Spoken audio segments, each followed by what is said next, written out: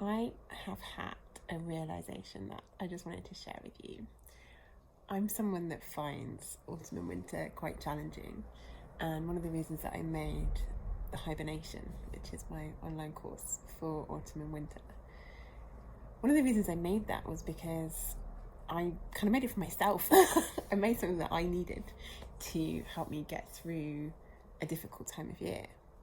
And then when I got to the end of the hibernation, as I was coming out of it in March, I decided I wanted to keep going and make more materials for spring and for summer. And just heading into the summer course at the moment, it's linked to the moon, and so we're heading towards the full moon right now. And I've just had this beautiful realization, and it's that I've been doing summer wrong.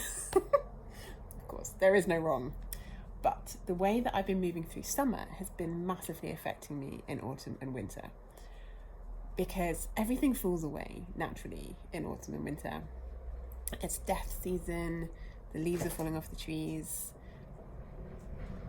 energy drops, everything kind of drops. There's this kind of dying process that has to happen. And part of the mindset stuff around autumn and winter for me is, excuse me, my dog needs my attention. Part of the mindset work around autumn and winter is making peace with the death and allowing and just acknowledging that is part of the cycle. But there's also been that even though I did that this year and it was a lot more easeful in many ways, it was still a challenge. And now I'm realizing that it's actually got a lot to do with summer, because in summer I kind of just give myself over and I don't nourish myself very well. I get quite overexcited by life. The days are longer and I'm not nourishing myself very well, emotionally or physically.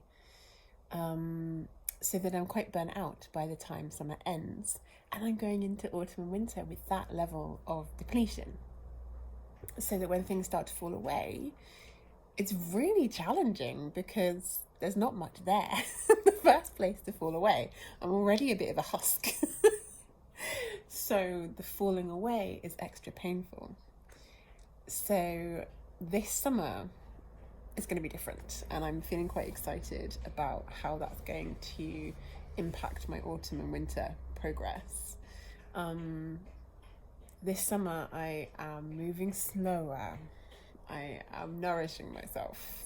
I am really noticing how the plants and animals around me move through summer, and how much that is about ripening and nourishment.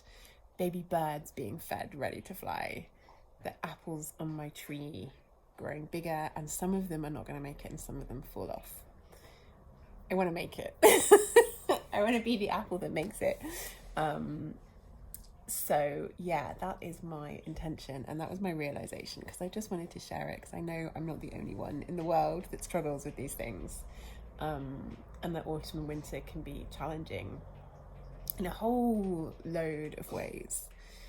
But yeah, I feel like maybe what I'm doing, the dog is just coughing in the background. He's just drunk his water too fast.